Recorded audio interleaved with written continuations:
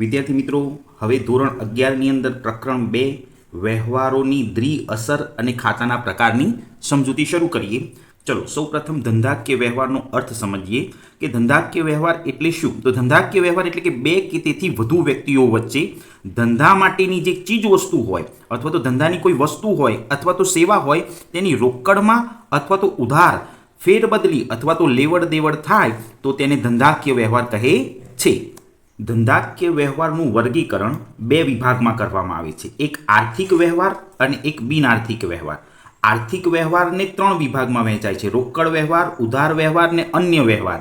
તો આ ત્રણ સ્ટેપની હું એક એક લીટીમાં વ્યાખ્યા સમજાવી દઉં. જે વ્યવહારમાં નાણાંની ચૂકવણી તરત થતી હોય તેને ધંધાનો રોકડ વ્યવહાર કહે છે. જે વ્યવહારમાં નાણાંની ચૂકવણી તરત થતી ન હોય પરંતુ ભવિષ્ય પર મુલતવી રાખવામાં આવે અથવા તો રકમ બાકી રાખવામાં આવે તો તેને ઉધાર વ્યવહાર કહે છે. અને અન્ય વ્યવહાર, તો જે વ્યવહારમાં રોકડ અને ઉધાર આ બંને પ્રકારના વ્યવહારનું સ્વરૂપ જોવા ન મળતું હોય તો તેને અન્ય વિશિષ્ટ વ્યવહાર અથવા તો અન્ય વ્યવહાર તરીકે ઓળખવામાં આવે છે.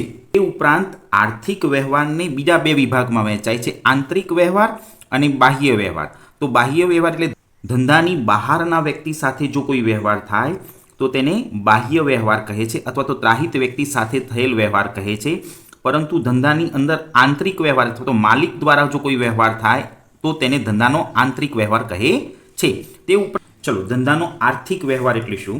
તો ધંધાનો આર્થિક વ્યવહાર એટલે જેનું નાણાંમાં મૂલ્ય આંકી શકાય, એટલે કોઈ પણ વસ્તુનું મૂલ્ય જો નાણાંમાં આંકી શકાય તેવી ચીજ વસ્તુ કે સેવાની અથવા તો નાણાંની લેવડ દેવડ થતી હોય અથવા તો ધંધામાં તેની ફેરબદલી થતી હોય તો તેને ધંધાનો આર્થિક વ્યવહાર કહેવામાં આવે છે. એટલે આ ટોપિકમાં એવું કહે છે કે તમારી દુકાનમાંથી કોઈ ચીજ વસ્તુની લેવડ દેવડ થાય એટલે આપલે થાય અથવા તો નાણાંની આપલે થાય ને તો જ તેને આર્થિક વ્યવહાર કહેવાય. બિન આર્થિક વ્યવહાર.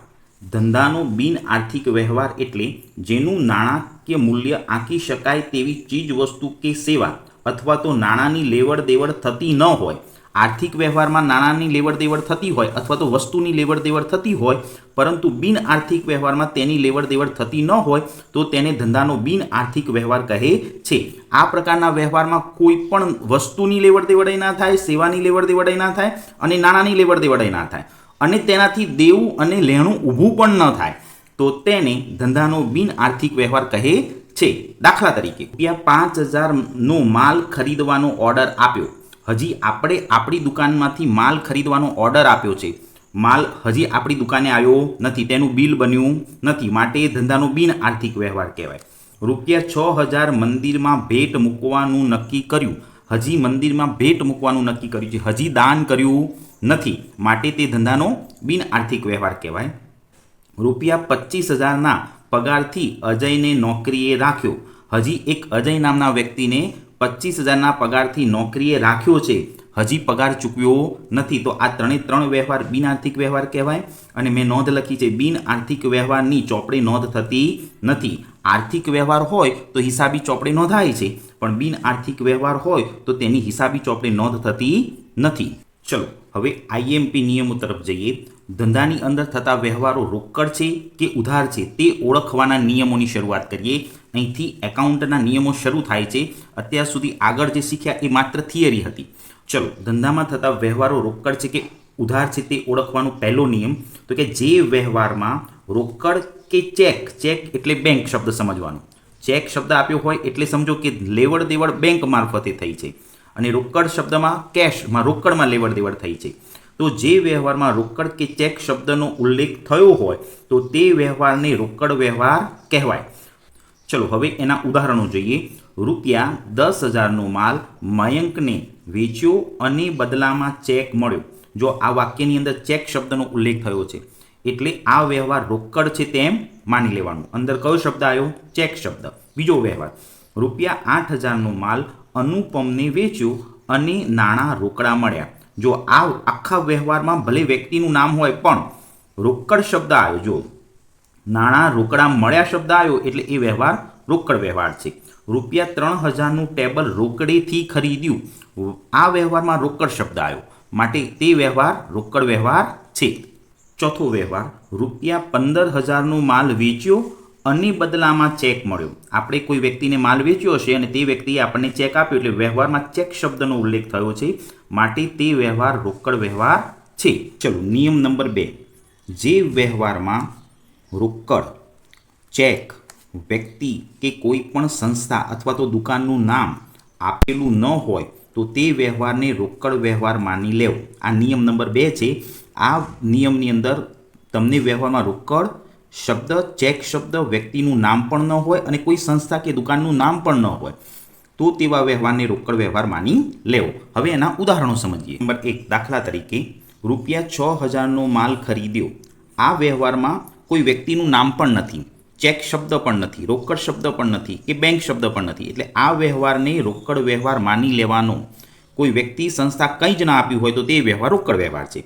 હવે ₹7,000નો માલ વેચ્યો તો આ વ્યવહાર, ₹4,000નું યંત્ર ખરીદ્યું, ₹6,000નું જૂનું ફર્નિચર વેચ્યું, આ દરેક વ્યવહારની અંદર કોઈ વ્યક્તિનું નામ પણ નથી, ચેક શબ્દ પણ નથી, રોકડ શબ્દ પણ નથી અથવા કોઈ પણ સંસ્થા કે દુકાનનું નામ ન હોવાથી આ બધા જ પ્રકારના વ્યવહારોને રોકડ વ્યવહાર માની લેવાનું. નિયમ નંબર 3. જે વ્યવહારમાં રોકડ કે ચેક અથવા તો બેંક શબ્દનો ઉલ્લેખ ન હોય, શબ્દ ન હોય, આખા વ્યવહારમાં રોકડ કે ચેક શબ્દ તમને જોવા જ ન મળે, પરંતુ કોઈ વ્યક્તિ કે સંસ્થાનું નામ આપેલું હોય, વ્યવહારની અંદર કોઈનું નામ લખેલું હશે, અશોક, દિનેશ, પરેશ, સંજય એવું નામ હોય કે કોઈ સંસ્થા કે દુકાનનું નામ આપેલું હોય, જેમ કે ઘરવકરી furniture mart, Swaminarayan furniture mart અથવા તો દુકાનનું નામ આપેલું હોય તો તેને ધંધાનો ઉધાર વ્યવહાર કહેવામાં આવે છે. તો રોકડ કે ચેક શબ્દ ન હોય પરંતુ વ્યક્તિ કે સંસ્થાનું નામ હોય તો તેને ધંધાનો ઉધાર વ્યવહાર કહેવાય. દાખલા તરીકે પોઈન્ટ નંબર 1, ₹6,000નો માલ રિપ્પલને વેચ્યો. જો વાક્યમાં રિપ્પલ એક વ્યક્તિનું નામ છે પણ રોકડ કે ચેક શબ્દ નથી, માટે ઉધાર વ્યવહાર કહેવાય. ₹12,000નો માલ સંજય પાસેથી ખરીદ્યો. વ્યક્તિનું નામ છે સંજય પણ રોકડ કે ચેક શબ્દ નથી, માટે ઉધાર વ્યવહાર કહેવાય. ₹6,000નું યંત્ર ધ્રુવ પાસેથી ખરીદ્યું. ધ્રુવ એક વ્યક્તિનું નામ છે, માટે ઉધાર વ્યવહાર કહેવાય. ₹7,000નું જૂનું ફર્નિચર અંકિતને વેચ્યું. વ્યક્તિનું નામ અંકિત આપેલું છે, રોકડ કે ચેક શબ્દ નથી આપ્યો, માટે તે વ્યવહારને ઉધાર વ્યવહાર કહેવાય. ઉપર 3 નિયમો ભણાયા પછી એક છેલ્લી નોંધ યાદ રાખવાની. આ નોંધ સમજવાની ખૂબ જ જરૂરી છે કે જો વ્યવહારમાં વ્યક્તિનું નામ, સંસ્થાનું નામ હોય છે, રોકડ કે ચેક શબ્દ હોતો નથી, પરંતુ આવા વ્યવહારને અંતે ચૂકવ્યા શબ્દ આપ્યો હોય, મળ્યા શબ્દ આપ્યો હોય, ભર્યા, આપ્યા, લીધા જેવા શબ્દનો ઉલ્લેખ હોય તો તે વ્યવહાર રોકડ વ્યવહાર છે તેવું માની લેવું અથવા તો તે વ્યવહાર રોકડનું સૂચન કરે છે તેમ માનવું. વ્યક્તિ કે સંસ્થાનું નામ તો તમને દેખાય પણ રોકડ કે ચેક શબ્દ ના હોય, તેમ છતાં આવા વ્યવહારને અંતે ચૂકવ્યા શબ્દ આપ્યો હોય અથવા ચૂકવ્યા શબ્દ, મળ્યા શબ્દ, ભર્યા, આપ્યા, લીધા જેવા શબ્દોનો ઉલ્લેખ વ્યવહારને અંતે હોય અથવા એવા ઉદાહરણો સમજીએ. પહેલું ઉદાહરણ, ₹30,000 કલ્પેશને પગારના ચૂકવ્યા. આ વ્યવહારમાં વ્યક્તિનું નામ છે કલ્પેશ, રોકડ કે ચેક શબ્દનો ઉલ્લેખ નથી, તેમ છતાં વ્યવહારના અંતે, આને વ્યવહારનો અંત કહેવાય. જો વ્યવહારના અંતે ચૂકવ્યા, આપ્યા, મળ્યા, લીધા, ભર્યા, ઉપાડ્યા આવા શબ્દનો ઉલ્લેખ હોય તો આ શબ્દ રોકડનું સૂચન કરે છે, માટે કલ્પેશને પગારના ચૂકવ્યા એટલે રોકડા ચૂકવ્યા, રોકડ ધંધામાંથી ગઈ એમ માની લેવાનું. હવે બીજો વ્યવહાર, ₹50,000 મનોજને ઉછીના આપ્યા. ભલે વાક્યમાં મનોજનું નામ હોય પણ પાછળ એવું લખ્યું છે ઉછીના આપ્યા. આપ્યા શબ્દ એટલે એવું માની લેવાનું કે રોકડ આપણા ધંધામાંથી ગઈ. ત્રીજો વ્યવહાર, ₹5,000 સંદીપ પાસેથી મળ્યા. સંદીપ નામ હોય પરંતુ પાછળ જો મળ્યા શબ્દ આવ્યો, મળ્યા શબ્દ એ રોકડ આપણા ધંધામાં આવી એનું સૂચન કરે છે, માટે તે રોકડ વ્યવહાર છે. ₹7,000 વિપુલ પાસેથી ઉછીના લીધા. વિપુલ નામ છે પણ પાછળ લીધા શબ્દ આવ્યો તો આ લીધા શબ્દ એવું સૂચન કરે છે કે આપણા ધંધામાં રોકડ આવી ગઈ. ₹10,000 BOB બેંક ઓફ બરોડામાં ભર્યા. તો બેંકમાં ભર્યા એટલે ભર્યા શબ્દ આવ્યો એટલે આપણા ધંધામાંથી રોકડ ગઈ હશે અને બેંકમાં શિલ્લક વધી હશે એવું માની આ વ્યવહારને રોકડ વ્યવહાર ગણવો. ચોપડીના પાના નંબર 50 ઉપર સ્વાધ્યાયનો દાખલા નંબર 4 આપેલો છે. આ દાખલાની અંદર ઘણા બધા વ્યવહારો છે તે વ્યવહારો માત્ર એટલું જ શીખવાડું છું, રોકડ છે કે ઉધાર છે તે ઓળખતા જ શીખવાડું છું. તો દાખલાની અંદર પહેલો વ્યવહાર એવું લખ્યો છે કે ₹50,000 રોકડા લાવી ધંધો શરૂ કર્યો. હવે આ વ્યવહારની અંદર જો આ રોકડ શબ્દ આપેલો છે, જો વ્યવહારમાં રોકડ શબ્દ આપ્યો હોય તો તે વ્યવહારને રોકડ વ્યવહાર ગણવો પડે. બીજો વ્યવહાર, ₹10,000ની જસલીન પાસેથી લોન લીધી. ભલે અંદર વ્યક્તિનું નામ છે જસલીન, પરંતુ વ્યવહારના અંતે લીધી શબ્દ આવ્યો એટલે એનો અર્થ એવો થાય કે ધંધામાં રોકડ આવી ગઈ છે, માટે આ વ્યવહાર રોકડ વ્યવહાર છે. ₹30,000 બેંકમાં ભરી ખાતું ખોલાવ્યું. આપણી પાસે ધંધામાં 30,000 પડ્યા હશે, તે બેંકમાં ભરી ખાતું ખોલાવ્યું. જો આ ભરી શબ્દ અથવા તો ભર્યા, આ બે શબ્દ એવું સૂચવે છે કે તે વ્યવહાર રોકડ છે. તમે જ્યાં સુધી બેંકમાં રૂપિયા ન ભરો ત્યાં સુધી બેંક તમને ખાતું ખોલી આપે નહીં. માટે આ 30,000 આપણા ધંધામાંથી રોકડ ગઈ જ હશે અને એ બેંકમાં ગઈ હશે તેવું માની આ વ્યવહાર રોકડ વ્યવહાર છે. ₹8,000માં કોમ્પ્યુટર ખરીદ્યું. આ વ્યવહારની અંદર રોકડ શબ્દનો પણ ઉલ્લેખ નથી, ચેક શબ્દનો પણ ઉલ્લેખ નથી, વ્યક્તિનું નામ પણ નથી કે કોઈ સંસ્થાનું નામ પણ નથી. માટે આ વ્યવહારને રોકડ વ્યવહાર માની લેવાનો. આ એનું કારણ છે. હું દરેક વ્યવહારમાં એનું કારણ સમજાવું છું અને કારણ મેં નીચે લખેલું છે, પણ અહીંયા આગળથી જ તમને વ્યવહારમાંથી જ સમજાવી દઉં છું. ₹1,000ની સ્ટેશનરી ખરીદી. આ વ્યવહારની અંદર સ્ટેશનરી શબ્દ છે તો સ્ટેશનરી એ ધંધાનો ખર્ચ છે, પણ વ્યવહારમાં કોઈ વ્યક્તિ, સંસ્થા, રોકડ કે ચેક શબ્દ આપેલો નથી, માટે આ વ્યવહાર પણ રોકડ વ્યવહાર છે. ₹20,000ની ખરીદી કરી. આ વ્યવહારમાં પણ કોઈ વ્યક્તિ, રોકડ કે ચેક શબ્દ ન હોવાથી આ વ્યવહાર પણ રોકડ વ્યવહાર છે. ₹30,000ની રમણ પાસેથી ખરીદી કરી. હવે ધ્યાનથી સમજો, આખા વ્યવહારની અંદર વ્યક્તિનું નામ રમણ શબ્દ આવ્યો. જો રમણ એ વ્યક્તિનું નામ છે, પરંતુ બીજા કોઈ પણ સ્ટેપમાં એવું ક્યાંય નથી લખ્યું કે રોકડેથી ખરીદી કરી. રોકડ કે ચેક શબ્દ આખા વ્યવહારમાં ક્યાંય ન હોવાથી આ વ્યવહારને ઉધાર વ્યવહાર કહેવાય. વ્યક્તિનું નામ હોય અને રોકડ કે ચેક શબ્દ ન હોય તો તે વ્યવહારને ઉધાર વ્યવહાર કહેવાય. 8મો વ્યવહાર, ₹15,000નો માલ 28,000માં રોકડેથી વેચ્યો. આખા વ્યવહારમાં જો આ રોકડ શબ્દ આપેલો છે, જે વ્યવહારમાં રોકડ શબ્દ આપ્યો હોય તે વ્યવહારને રોકડ વ્યવહાર કહેવાય. હવે આગળ, ₹8,000નો માલ 15,000માં નીલાને વેચ્યો. વ્યવહારની અંદર, આખા વ્યવહારની અંદર વ્યક્તિનું નામ છે નીલા, પણ રોકડ કે ચેક શબ્દનો ઉલ્લેખ નથી, માટે આ વ્યવહારને ઉધાર વ્યવહાર કહેવાય. નંબર 10, ₹2,000નો માલ રમણને પરત કર્યો.